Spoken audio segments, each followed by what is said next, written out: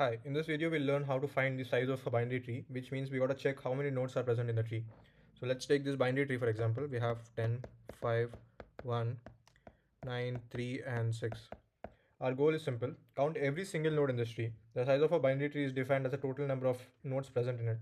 So here let's count. 10 is the first node, 5 is the second, 9 is third and so on. So 6 is the last node. So we have total of 6 nodes in this binary tree. So the answer will be 6. We'll first look into the BFS approach. We'll use level order traversing and we visit every node exactly once. So each time we visit a node, we increment a counter. Let's first have a queue. So initially we have an empty queue and then we push the root into it. So initially we push 10 in that. And for processing a node, we simply have to pop it. So let's also initialize count as 0. So first we have to pop 10 and then increment the counter, and we got to push its children. So the queue kind of becomes 5 and 9. Next we process node 5. So pop it, increase the count and then push its children. So the queue becomes 9 and 1 since 5 has only one child. Next let's process node 9, pop it, increment the count and push its children. 9 has two children, both go into the queue. So basically the queue becomes 1, 3 and 6. And similarly we process other nodes as well.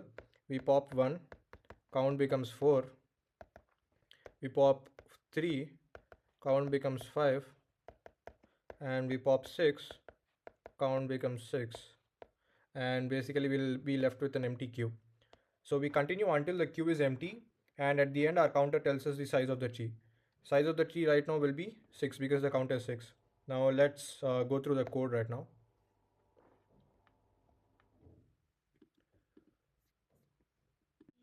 Now let's implement the iterative approach to find the size of a binary tree using level order traversal. Uh, Firstly, this is the basic structure of a binary tree node. Like each node contains data and pointers to left and right children.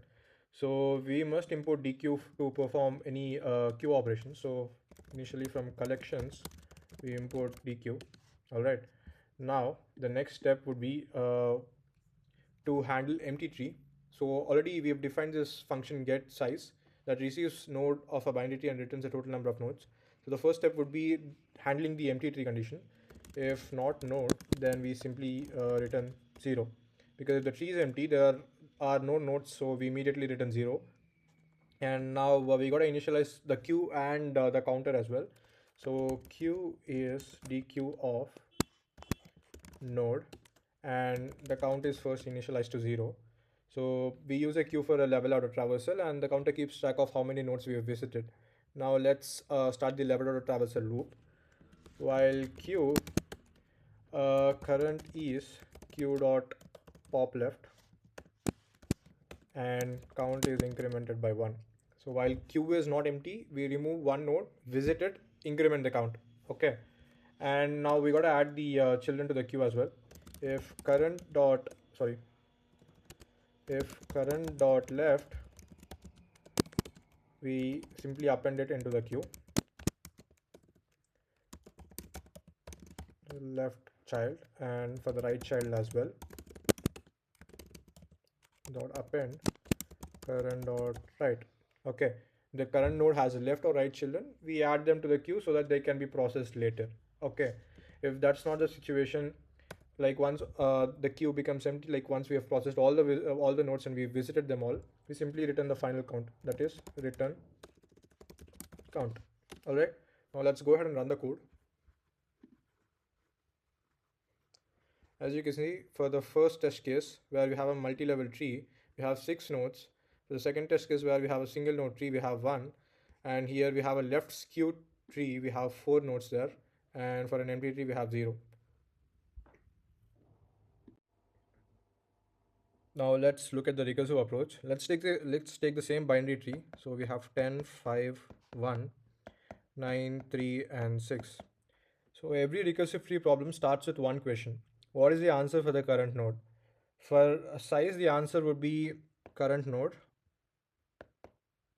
plus size of left subtree plus size of right subtree. Okay, And the base case would be if current node is none, which means the tree is empty. So if there are no nodes, then obviously the tree will be empty and the size will be 0. Now let's look at the recursive flow. We start with the root here. So let's say we have get size of 10 as get size of 5 and get size of 9. So to calculate the size of the tree rooted at 10, we recursively calculate the size of the left subtree and the right subtree. So we have 1, 3, and 6. So these are the leaf nodes. So one leaf means, it means that the leaf, so leaf at, now let's say we have 1. Okay, so for leaf 1, get size of 1 becomes 1 plus 0 plus 0. Okay, because it is counted as 1 and it doesn't have any left subtree or right subtree because that is a leaf node. And now for node 5, okay, get size of 5 is 1, the node itself, the node 5 itself, plus it doesn't have any left subtree and it has one right subtree. So get size of 5 will be 2. Okay, now similarly for the node 9, we have node 9 here. So for node 9, get size of 9 would become 1 plus 1 plus 3, the node itself, left subtree and right subtree. So the count will be 3. All right. Now, once the leaf nodes return their values, the recursion starts unwinding and each parent combines the results. Finally, the root node becomes the size of the left and right subtrees, giving us the total size of the binary tree. So finally, get size of 10 would become 1 plus 2 plus 3. 1 is the root itself, number of nodes in the left subtree and number of nodes in the right subtree. So we get a total of 6. Every node is visited once, so time complexity is big O of n. The recursion stack goes up to the height of the tree, so it becomes big O of h. And this is the space complexity. In the worst case scenario, the tree kind of becomes skewed. That is, suppose we have 1, 2, 3, and so on. So the height becomes n, so the space complexity in that case will become big O of n. Recursive solutions are preferred for trees in interviews because trees themselves are recursive in nature. So it is advisable to go for the recursive approach, and if the interviewer asks specifically to apply iterative approach, then we can go for that. Now let's look at the coding for recursive approach as well. The recursive approach is pretty simple and straightforward. We've defined a function getSize here that receives the root of the binary tree and returns the total number of nodes in the tree. So for the base case, if for suppose node is none, then we return 0, because if the current node is none, the tree is empty, so its size will obviously be 0. And for the recursive case, if the node is not none, we count the current node as 1 and we recursively calculate the size of left and right subtrees. So we simply return 1 plus 1 is for the current node and self.get size of node.left for the left subtree and for the right subtree node.right. Okay, now let's go ahead and run this code. As you can see, for the same test cases, we've got the same result. Like for the multi-level tree, we have the size of the tree as 6. For the second test case, we have 1. For the third test case, where we have a left skewed tree, we have 4. And for the empty tree, we have 0. Thanks for watching.